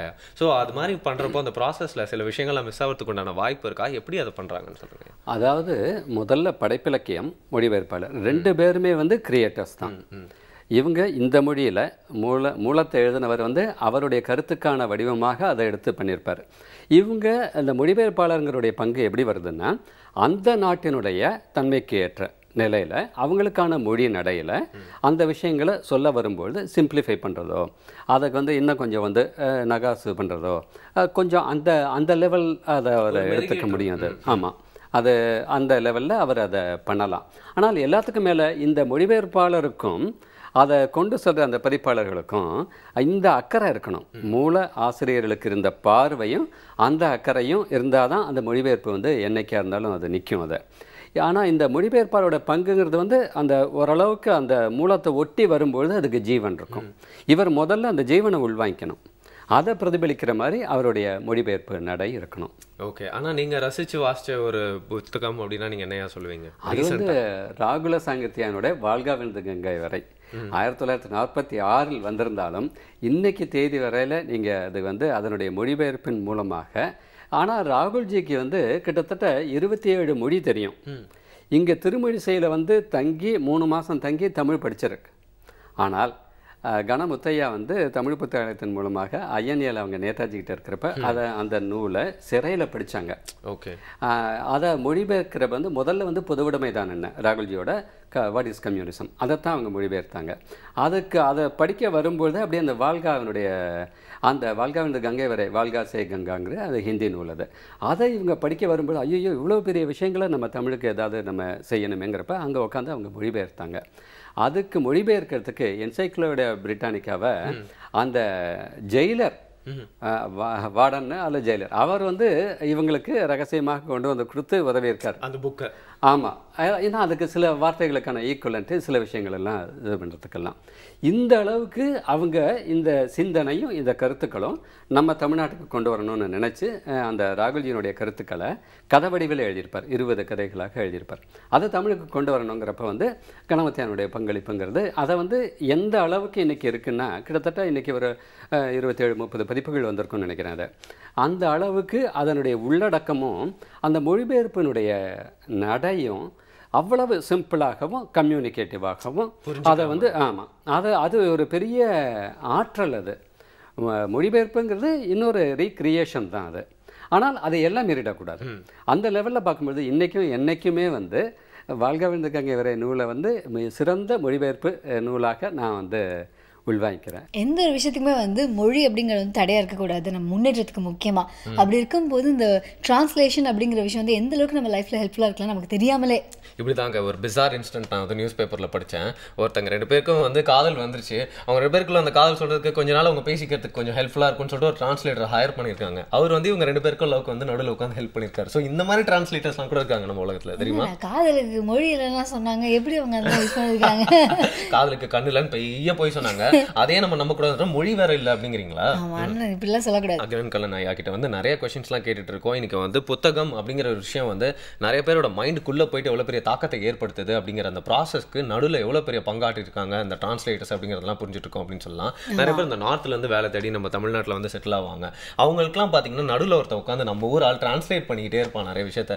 அவனோட பாடும் பார்த்தீங்கன்னா ரொம்ப திண்டாட்டமாக இருக்கும் அப்படின்னு சொல்லலாம். ஏன்னா அவனோட லாங்குவேஜும் போக அவனுக்கு குழப்பி விட்டுருவாங்க அப்படின்னு சொல்லலாம். ஆனால் அந்த மாதிரி டிரான்ஸ்லேட்டர்ஸையும் கொஞ்சம் பாராட்டலாம். பார்க்கலாம் இன்னைக்கு அப்படின்னு சொல்லலாம் இல்லையா? ஆமாம், ஆக்சுவலி நம்ம மைண்டுக்குள்ளே வந்து ஒரு குட்டி டிரான்ஸ்லேட்டர் ஒருத்தர் இருக்காரு. அவர் வந்து நம்ம வந்து எந்த மொழியில் நம்ம தாய்மொழி என்ன திங்க் பண்ணாலுமே அவர் கஷ்டப்பட்டு மற்ற மொழிக்கெல்லாம் மொழி பழப்புமே அப்படிலாம் பண்ணி கஷ்டப்பட்டு தான் ட்ரான்ஸ்லேட் பண்ணி கொடுக்குறாங்க. மெயினாக இப்போ இருக்க சுச்சுவேஷனை நம்ம தமிழர்கள் எல்லாருமே ஒரு டிரான்ஸ்லேட்டர்ஸாக தான் இருக்காங்க அப்படின்னு சொல்லலாம். ஏன்னா நம்ம ஆங்கிலம் அப்படிங்கிறது நம்மளோட ஒரு முறைக்குள்ளே வந்துருச்சு அப்படின்னு சொன்னாலும் அந்த 2 மொழியும் நம்ம வந்து அடக்கி ஆண்டுட்டு இருக்கோம். ஆனால் தமிழ் மொழியில் நம்ம கற்றுக்க வேண்டிய பெருமையான விஷயங்கள் நிறையா இருக்குது. அப்போ தான் மற்ற விஷயங்களுக்கு டிரான்ஸ்லேட் பண்ணுறதுக்கான வேர்டு கூட நம்மளுக்கு தெரியும் அப்படின்ற அவசியத்தை புரிஞ்சுக்கிட்டு நிறைய கேள்விகள் இருக்குது. தொடர்ந்து பேசலாம். அதாவது ஒரு மொழிபெயர்ப்பாளர் அப்படின்னு அவங்க இதை பற்றி பேசும்போது அவங்க வந்து பல பேரோட அறிவு பசிக்கு வந்து தீனி போடுறாங்க அப்படின்னு சொல்லலாம். ஏன்னா இப்போ மற்ற மொழியில் இருக்கும்போது எல்லாருமே அந்த மொழியை கற்றுட்டு தான் படிப்பாங்க அப்படின்னு சொல்ல முடியாது. ஸோ அதுக்கு வந்து ஒரு பெரிய பாண்டாக இருக்காங்க. ஆனால் இன்னொரு பக்கம் வந்து மொழிபெயர்ப்பாளர்களுக்கு வந்து அந்தளவுக்கு சம்பளம் அப்படிங்கும்போது எழுத்தாளருக்கு கொடுக்கக்கூடிய அளவுக்கு வந்து சம்பளம் கிடைக்கிறது இல்லை ஒரு சில பேருக்கு அப்படிங்கிற மாதிரி நாங்கள் கேள்விப்பட்டோம். ஸோ அது ஏன் அப்படிங்கிறதையும் சொல்லுங்கள். இது வந்து பொருளாதாரம் சார்ந்த விஷயம். அது இந்த ப்ராடக்ட், இந்த மொழிபெயர்க்கப்பட்ட விஷயம் வந்து நூல் வடிவில் வரும்பொழுது அதுக்கான விலை, இந்த விஷயங்கள் எல்லாம் வருது. பொதுவாக பார்த்தீங்கன்னா எனி கிரியேட்டருக்கான முதல் மரியாதையும் அதுக்கு உண்டான அவர் உழைப்புக்கான ஊதியமும் தான் அதிகமாக இருக்கும். ஆனால் அடுத்த நிலையில் அதை கொண்டு போகிறதுக்கான வடிவத்தில் வரும்பொழுது டிரான்ஸ்லேஷன் சார்ஜஸ், அது பல நேரங்களில் வந்து பல விஷயங்கள் இருக்குது. ஒன் டைம் டிரான்ஸ்லேஷன் ஃபீன்னு ஒன்று கொடுப்பாங்க. இல்லாட்டி ரைட்டருக்கு கொடுக்குற ராயல்ட்டி. எனக்கு தெரிந்து என்னுடைய தந்தை அகிலனுடைய நூல்கள் எல்லாம் வந்து பிற மொழிகளில் மொழிபெயர்க்கும்பொழுது சில பதிப்பகங்களில் வந்து டிரான்ஸ்லேட்டருக்கும் ஆசிரியருக்கும் ஒரே நிலை, இவங்களுக்கு 5%ன்னா அவங்களுக்கும் 5% தொடர்ந்து ராயல்ட்டி அக்ரிமெண்ட் போட்டு அப்படி பண்ணியிருக்காங்க. சில பேர் வந்து ஒன் டைம் டிரான்ஸ்லேஷனுக்கு மட்டும் ஒன் டைம் ஃபீஸ் கொடுப்பாங்க. ராயல்ட்டிங்கிறது வந்து மூல ஆசிரியருக்கு ரெகுலராக போயிட்டுருக்கும். இது வந்து எல்லாத்துக்கும் மேலே அந்த ப்ராடக்டினுடைய, அந்த புத்தகத்தினுடைய விலை என்ன நிர்ணயிக்கிறாங்க அப்படிங்கிற நிலையில் வந்து கடைசியில் நிற்கிது. ஸோ அந்த பதிப்பாளர் ஆங்கிளில் பார்க்குறப்ப அந்த ஒரு நிலையில் நம்ம வந்து எந்த அளவுக்கு முடியுமோ அந்த அளவுக்கு, ஏன்னா இவருடைய மொழிபெயர்ப்புங்கிறது அந்த ஒரு லெவலில் அது முடிஞ்சிருக்கு. இதை கொண்டு செலுத்துகிறவங்களுடைய இது மூல ஆசிரியருக்கான மரியாதையும் அவருக்கான அந்த கருத்துக்கான காப்பிரைட்டு அந்த தொகைங்கிற லெவல்லையும் அந்த ராயல்ட்டிங்கிறது அது போகுது. என்னதான் ரீமேக் படங்கள்லாம் வந்தாலும் கூட அந்த ஒரிஜினல் படத்துக்கான வேல்யூவே ஜாஸ்தி அப்படிம்பாங்க. பட் அது வந்து படங்கள்ல அது வேறு நிலை. பட் இப்போ வந்து நம்ம புக் அப்படின்னு எடுத்துக்கும் போது என்னதான் நம்ம வந்து ஒரு புது புக் இந்த மாதிரிலாம் நம்ம வந்து பழைய புக்கெல்லாம் எடுத்து நம்ம வந்து மொழிபெயர்ப்பு பண்ணாலும் அந்த ஒரிஜினலுக்கு இம்பாக்ட் இருக்குமா அப்படிங்கிற சந்தேகம் இருக்கு இல்லையா? எக்ஸாக்ட்லி. எப்பவுமே ஒரிஜினல் தான் அப்படின்னு சொல்லுவாங்க. ஆனால் அந்த கலைத்திறன், அந்த கிரியேட்டிவிட்டியோட அளவுகோல் எல்லாமே வந்து பார்த்தீங்கன்னா அந்த டிரான்ஸ்லேட்டர் எந்த அளவுக்கு அந்த புத்தகத்தோட மதிப்பு இல்லை ஆற்றல் குறையாமல் மொழிபெயர்த்து தராரு, அது மட்டும் இல்லாமல் ஆற்றலை கூட்டி தராரு அப்படின்னு கூட சொல்லலாம். ஸோ எந்த அளவுக்கு பார்த்தீங்கன்னா அவங்க சொன்ன மாதிரி அந்த எஃபெக்டிவ்னஸ் இருக்கும் அப்படின்னு சொல்லுங்க ஆஃப்டர் டிரான்ஸ்லேஷன். அவரோட முத்திரைன்னு ஒன்று பதிக்க முடியுமா அதில்? இல்லை மொழிபெயர்ப்பாளரோட முத்திரைங்கிறது இங்கே தேவைன்னு நான் கருதலை. எனக்கு பர்சனலாக நான் ஃபீல் பண்ணுறப்போ அவருக்கு அந்த ஈடுபாடு மெயினாக வேணும். முதல்ல இந்த விஷயத்தை நம்ம மக்களுக்கு நம்ம தாய்மொழியில் நம்ம கொண்டு போகிறோம் அப்படிங்கிற அக்கறையும் ஈடுபாடும் இருக்கணும். அந்த அளவுக்கு லகுவாக அவங்க ரொம்ப லைட்டாக அவங்களுக்கு வேணுங்கிற லெவலில் இவருடைய அந்த என்ன சொல்கிறது அந்த புத்திசாலித்தனங்கள் இந்த விஷயங்களை இறக்கி வச்சுட்டு எந்த அளவுக்கு, அதாவது அந்த விஷயத்தை பொறுத்து சில சைக்கலாஜிக்கல் விஷயங்களோ இல்லை வந்து ஒரு ஆன்மீக சிந்தனைகளோ இருக்கும்பொழுது அது நீங்கள் அதிகமாக டீவியேட் ஆக முடியாது. ஆனால் மற்ற விஷயங்களை சொல்ல வரும்பொழுது அந்த நிலையிலேருந்து அவங்களுக்கு அந்த இவங்களுடைய மொழிபெயர்ப்பாளருடைய நடை அந்த மொழியினுடைய நிலைக்கு ஏற்ப, அந்த சூழ்நிலைக்கு ஏற்ப தான் இருக்கலாமே தவிர இவங்க வந்து எந்த விதத்திலையும் ஒரு மூல நூலாசிரியரை விட மொழிபெயர்ப்பாளர் மேலே போயிட முடியாது, போகக்கூடாது. இப்போல்லாம் பார்த்தீங்கன்னா வந்து ஒரு நியூஸ் வந்துச்சுன்னா அதுலேருந்து எப்படி எடுத்துக்கிறோம் அப்படிங்கிற வந்து பெரிய பிரச்சனையாக இருக்குது. வந்து மது ஒழிக்கிறதுக்காக வந்து செல்ஃபோன் டவரில் ஏறி போராடினாங்க அப்படின்னாப்பா இப்போல்லாம் செல்ஃபோன் டவர் அதிகமாகிடுச்சுல அப்படின்னு சொல்கிறாங்க. ஸோ இதுலேருந்து புரிஞ்சுக்க வர விஷயங்கள் என்ன அப்படிங்கிறது புரியவே இல்லை. ஃபார் எக்ஸாம்பிள், எவ்வளோ உயிரை கொடுத்த ஒரு புக் எழுதினாலும் அதில் வேர்ட் கவுண்ட் எவ்வளோ இருக்குது, பேஜ் கவுண்ட் எவ்வளோ இருக்குது, அப்பா ஒரு புத்திசாலிப்பா அப்படின்னு சொல்லிடுறாங்க. ஆனால் புக்கில் சொல்ல வர விஷயத்தை யாருமே மனசில் வச்சுக்க மாட்டாங்களே. இதில் வந்து எனக்கு சமீபத்தில் ஒரு கூட்டத்துக்கு போயிருந்தப்போ ஒரு பத்திரிகையினுடைய துணை ஆசிரியர் வந்து எனக்கு 1500 வார்த்தைகளில் கதை அனுப்புங்க சார் அப்படின்னாங்க. அப்போ நான் வரி எண்ணி நான் கதை எழுதுறேன் இல்லைப்பா, கருத்தெண்ணி சொல்கிறேன் நான். ஸோ அதனால் எனக்கு வந்து அது இதுவுமே நீங்கள் வந்து யோசிச்சு தான் நான் வந்து எழுதிடுறேன். எழுதுனதுக்கப்புறம் வேணால் எவ்வளோ வார்த்தை இருக்குது எதை நான் செதுக்கலான்னு வேணால் திங்க் பண்ணுறேன். ஆனால் இன்றைக்கி வந்து 2 நிலையில், இன்றைக்கி வந்து ஃபாஸ்ட் லைஃபு, கேப்சூல் லைஃபு, யந்திரமயமான வாழ்க்கை, இது எல்லாமே நீங்கள் வந்து உங்களை வந்து ரெஸ்ட்ரிக்ட் பண்ணிடுது. என்ன தேவைங்கிறத விட நீங்கள் வந்து எது நமக்கு கிடைக்குதுங்கிற லெவலில், அதாவது வாழ்தல்ங்கிறது வேறு, இருத்தல்ங்கிறது வேறு.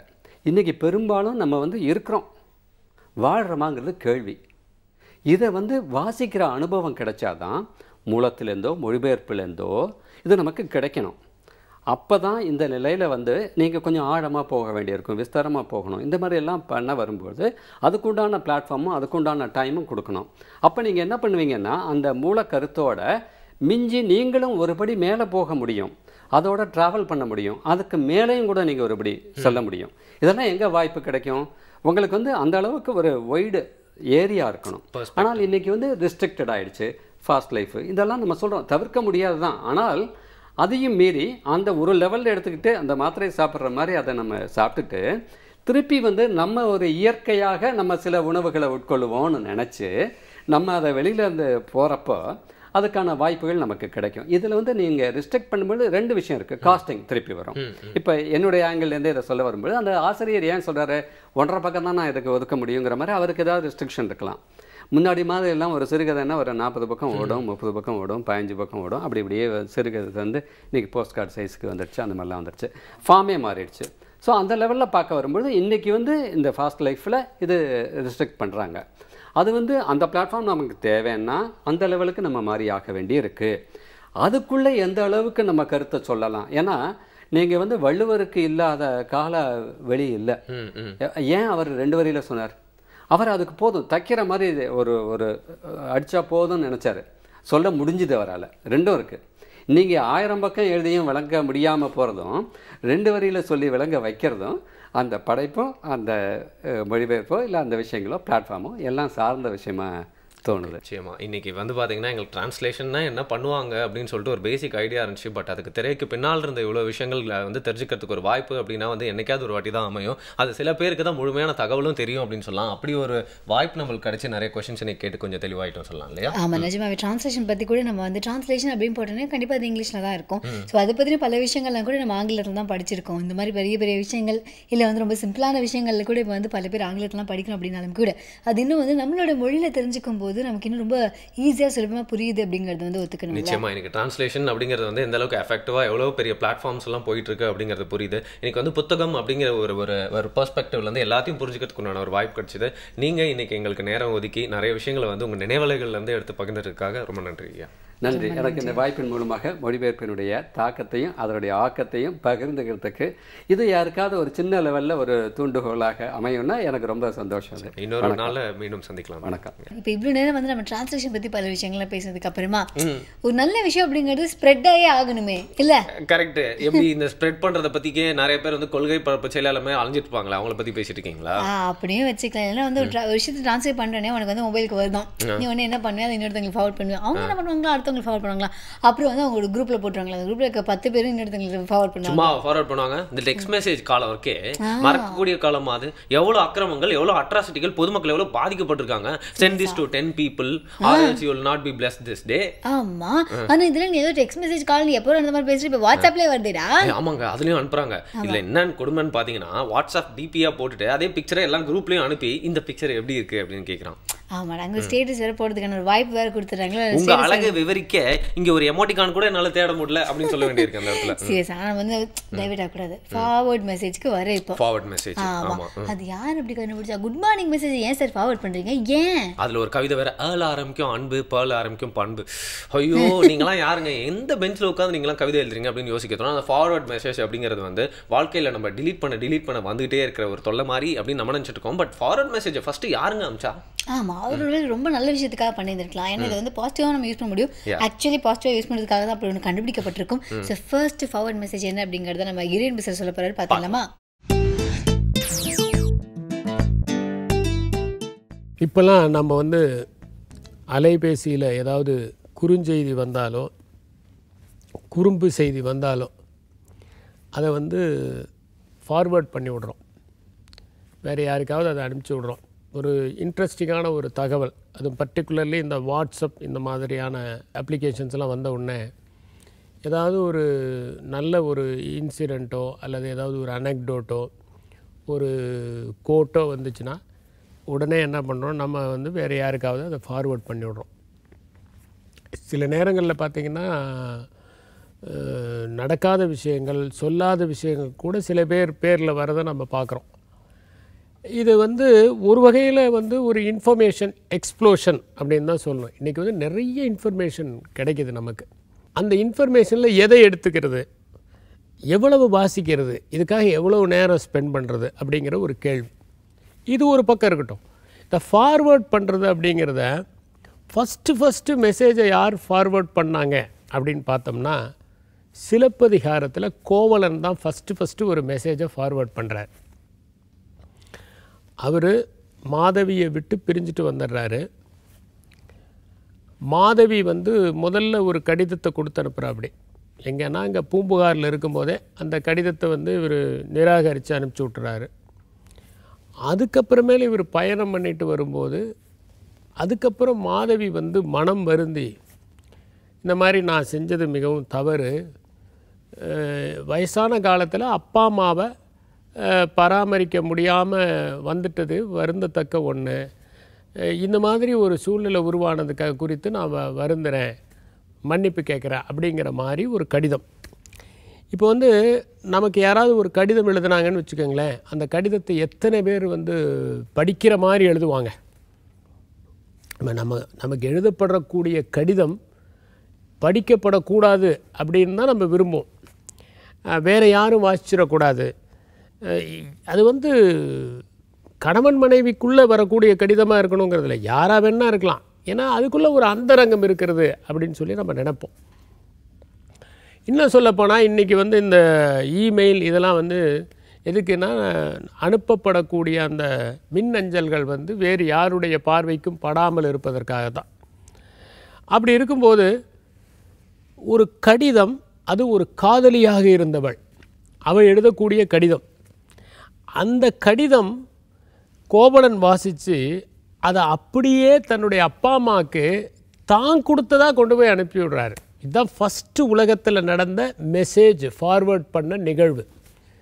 இம்மண்ணுடை முடங்கள் எம்பெயர்ந்தோர்க்கு பொற்புடைத்ததாக பொருள் பொருந்தியது, மாசிலா குறவர் மலரடி தொழுதேன் கோசிக மாமணி காட்டு அப்படின்னு சொல்லி அந்த பாட்டு. முடங்கள்னா கடிதம். இது இந்த இந்த இந்த இந்த கடிதத்தை வந்து நான் அப்படியே கொண்டு போய் எங்கள் அப்பா அம்மா கிட்ட நான் கொடுத்ததா கொடு. அப்போ மாதவி எழுதின கடிதம் கோவலன் தன்னுடைய தந்தை பெற்றோர்களுக்கு கொடுப்பதற்கு ஏற்றதாக இருக்குது. அப்படி ஒரு கடிதம். அப்போ எவ்வளோ ஒரு நேர்த்தியாக, எவ்வளோ ஒரு நாசுக்காக, எவ்வளோ ஒரு நாகரிகமாக அந்த கடிதம் இருக்கணும் நினச்சி பாருங்கள். இந்த கடிதத்தை யார் வேணால் வாசிக்கலாங்கிறது வேற. அந்த கடிதம் கோவலன் தன்னுடைய பெற்றோருக்கு கொடுக்கிற அளவிற்கு பொருந்தியதாகவும் இருக்கிறது. அதுதான் அங்கே இருக்கிற முக்கியமான ஒரு விஷயம். அந்த அளவுக்கு நேர்த்தியாக, அவ்வளவு ஒரு மேன்மையாக எழுதப்பட்டது மாதவியினுடைய கடிதம்.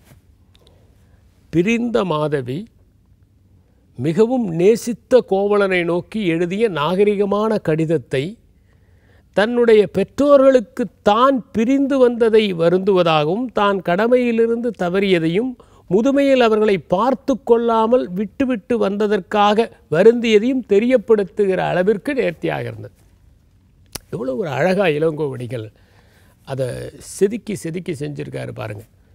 சிலப்பதிகாரம் வந்து ஒரு மிகச்சிறந்த இலக்கியம்.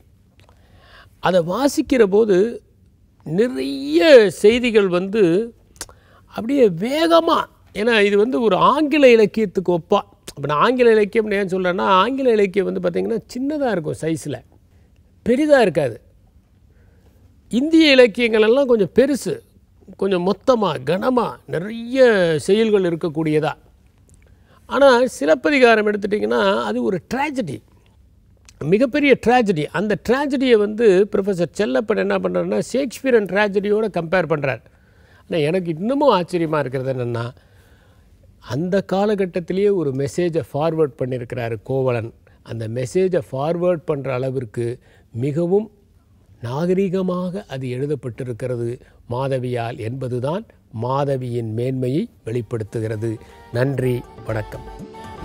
இந்த ஃபார்வர்ட் மெசேஜை பற்றி சூப்பரான விஷயங்கள்லாம் வந்து இரேன் பாய் சார் சொல்லுவார் சொல்லிட்டு நான் எதிர்பார்க்கவே இல்லை. அதாவது ஃபார்வர்ட் மெசேஜ் அப்படிங்கிற ஒரு டாபிக் எடுத்து நம்ம லைஃப்ல இதில் வந்திருக்கு, நம்ம எனக்கு அது யோசிச்சு பார்த்துருக்கோமா? அதாவது ஃபார்வர்ட் மெசேஜ் அப்படிங்கிறது வந்து பிரச்சனைகள் மாதிரி நீங்கள் எதிர்பார்க்குற நேரத்தில் வந்துடும். அது வந்து நிறைய பேருக்கு நம்ம பகிர்ந்துக்கு வேற செய்யணும் நம்ம சில நேரத்தில். ஆனால் ஒரு சில நேரங்கள் இந்த மாதிரி ஃபார்வர்ட் மெசேஜ் வரும்போதெல்லாம் படிச்சா கொஞ்சம் சிரிப்பாக இருக்குமா, பரவாயில்லப்பா நம்ம ரிலாக்ஸ் பண்ணுறது கூட ஒரு சில பேர் அடிக்கடி மெசேஜ்லாம் அனுப்புறாங்களே அப்படிங்கிற நமக்கு அப்படியே ஹாப்பியாக இருக்கும். சீரியஸாக இல்லை, அவங்க ஃபீலிங்கை பொறுத்து தான் வந்து ஒரு விஷயங்களும் வந்து ஒர்க் ஆகுது அப்படின்னு சொல்லலாம். சரி ஃப்ரீயாக விடுங்க. அந்த வெப்சைட் ஏதோ இன்னைக்கு நான் எடுத்துகிட்டு வர மறந்துட்டேன். நீங்கள் ஏதாவது நம்ம டாபிக் சம்மந்த மாதிரியான ஒரு வெப்சைட் எடுத்துருந்துருக்கீங்களா? அந்த திமிரில் தான் இப்பெல்லாம் பேசுகிறீங்களா? Of course, www.tamilcube.com. ஏற்கனவே எல்லாம் கியூபிக்கல்குள்ள தான் அடைஞ்சிருக்கோம். அதில் என்ன tamilcube.com கியூபிக்குள்ள அடைஞ்சிருக்கீங்கம்மா. ஆனால் அதுக்குள்ள நீங்கள் இங்கிலீஷே பேசிட்டு இருக்கீங்களே, தமிழ் தெரியணும்ல? Yes sir correct sir. அதாவது நீங்கள் மற்ற மொழியில தெரிஞ்சுக்கணும் அப்படின்னா நீங்கள் அதுக்கான தமிழ் ஆக்கம் பண்ணணும் அப்படின்னா உங்களுக்கு முதல்ல தமிழ் தெரியணும்ல? True that. ஆமாம், எதுக்கு எடுத்தாலும் நீங்கள் வந்து கூகுள் டிரான்ஸ்லேட்டில் போய் நீங்கள் நான் தப்பெல்லாம் ட்ரான்ஸ்லேட் பண்ணி கொடுக்குறேன். அப்போ ஆப்வியஸ்லி சரி, அதில் கூட நீ வந்து இங்கிலீஷ் தான் யூஸ் பண்ணுறியா? மிகச்சரியாக சொன்னீர் அப்படின்னு சொல்ல அப்போ நான் மிகச்சரியாக சொன்னீர். அடுத்து என்ன மிகச்சரியாக சொல்ல போகிறீர்? அதுக்குள்ள ஆஃப் ஆயிட்டான். tamilcube.com. இதில் என்ன விஷயங்கள் இருக்கு அப்படின்னா, ஆன்லைனில் நீங்கள் தமிழை டிரான்ஸ்லேட் பண்ணதுக்கான சோர்சஸ் அது எல்லாமே இருக்கு. தவிர ஆன்லைனில் தமிழ் கிளாஸ்லாம் வச்சிருக்காங்கப்பா. தமிழ் கிளாஸ் ஆன்லைன் இல்லையா? ஆமா. பொதுவா தமிழ் கிளாஸ்னாலே நம்ம எல்லாம் இன்ட்ரெஸ்டிங்கா அட்டெண்ட் பண்ணுவோம். ஆன்லைன்ல என்ன புது விஷயம் சொல்லி தராங்க? அதுல என்னது தமிழ் தான் சொல்லி தராங்க. நீங்க என்ன இப்படி சொல்லிட்டீங்க? தமிழ் வார்த்தைகளா சொல்லி தராங்களா? புது வார்த்தைகளாகட்டும். இப்போ வந்து பேசிக்ஸ் நமக்கு இருக்கிற வார்த்தைகள் நமக்கு வந்து சரியா தெரியலையே. அடிக்கடி நம்மளோட தமிழ் கிளாஸ்லாம் யாரோ ஒருத்தவங்க வந்து இன்ட்ரோடியூஸ் பண்ணி வைக்கிறாங்க. இந்த வார்த்தையை பத்தி உங்களுக்கு தெரியுமா அப்படின்னு வந்து கேட்கறாங்க. ஸோ அதனால அந்த மாதிரி பல விஷயங்கள்லாம் இருக்கு. அதோடு சேர்ந்து தமிழ் மட்டும் இல்லை, ஏன்னா இப்போ மொழிபெயர்ப்பு அப்படின்னு நம்ம இன்டர்நேஷனல் லெவலில் பேசிட்டு தமிழை பற்றி மட்டும் பேசினா நல்லாவா இருக்கும்? கரெக்ட். நம்ம அன்பு அப்படிங்கிறத எல்லா மொழியிலையும் கொடுத்தாகணும் இல்லையா? ஆமாம். ஸோ அதாவது இது எப்படி இருக்குன்னா, உங்களுக்கு வந்து ஆங்கிலம் தெரிஞ்சு வச்சுக்கோங்களேன், அந்த இங்கிலீஷ்ல இருந்து நீங்கள் வந்து மலையில டிரான்ஸ்லேட் பண்ணிக்கலாம், சைனீஸில் டிரான்ஸ்லேட் பண்ணிக்கலாம், இல்லை வந்து கொரியனில் டிரான்ஸ்லேட் பண்ணிக்கலாம், தமிழில் கூட நீங்கள் டிரான்ஸ்லேட் பண்ணிக்கலாம். அது எந்த மொழியும் தெரியாதுன்னு நீங்கள் சொல்லவே தேவையில்லை. இந்த வெப்சைட் மட்டும் உங்களுக்கு தெரிஞ்சால் போதும். என்ன வெப்சைட் அது? tamilcube.com. tamilcube.com. நைஸ். நல்ல ஒரு ஐஸ் கியூப் மாதிரியான ஒரு சூப்பரான கூலான வெப்சைட்டை கொடுத்துருக்காங்க ஆனதி. tamilcube.com அப்படிங்கிறது அது எப்படி இருக்குது அப்படின்னு சொல்லிட்டு நீங்கள் விசிட் பண்ணிட்டு உடனே என்ன பண்ணுங்க, உடனே இன்னொரு டேப் ஓப்பன் பண்ணி feedback@pudiyugam.tv அப்படிங்கிற மாதிரி அடிக்கு நம்ம ஷோ பற்றின கருத்துக்கள் நீங்கள் ரொம்ப ஹானஸ்ட்டாக அனுப்பலாம். தினந்தோறும் நீங்கள் அனுப்புகிற கருத்துக்கள்லாம் நாங்கள் படித்து பார்த்து அடுத்த நாள் ஷோலேயே நாங்கள் இம்ப்ளிமெண்ட் பண்ணுறதுக்காக முற்றிலுமாக ட்ரை பண்ணிருக்கோம் ஃப்ரம் த ஹார்ட் அப்படின்னு சொல்லலாம். ஸோ நீங்கள் மறக்காமல் feedback@pudiyugam.tv அப்படிங்கிற மேலே அடிக்கு உங்களோட கருத்துக்கள் அனுப்புங்க. அது எப்படி முடி நீங்கள் சொன்னாலே நான் போய் கம்ப்யூட்டர் ஓப்பன் பண்ணணும், ஒன்று வந்து இன்டர்நெட்டில் உங்களுக்கு மெயில் அனுப்பணும் அப்படிங்க மேலே யோசிச்சிங்கன்னா கீழே டிஸ்பிளே இருக்க 12 நம்பருக்கு நீங்கள் உடனே கால் பண்ணி எங்களுக்கு வந்து உங்களுக்கு ஃபீட்பேக் கொடுக்கலாம். அல்லது கைப்படி கடிதம் எழுதி பொறுமை எங்களோட அட்ரஸ்க்கு நீங்கள் வந்து அனுப்பி வைக்கலாம். எக்ஸாக்ட்லி. இந்த 3 வழியில் ஏதாவது ஒரு வழியில் உங்களோட கருத்துக்கள் நாங்கள் எதிர்பார்த்துட்டு திருப்பியும் நாளைக்கு வந்து உங்களை ஒரு புது டாப்பிக்கோட சந்திக்கிறோம் புதியுகம் FM ஸ்டேஷன்ல. இது இனி அவை என்று வருண் ஆனந்தி.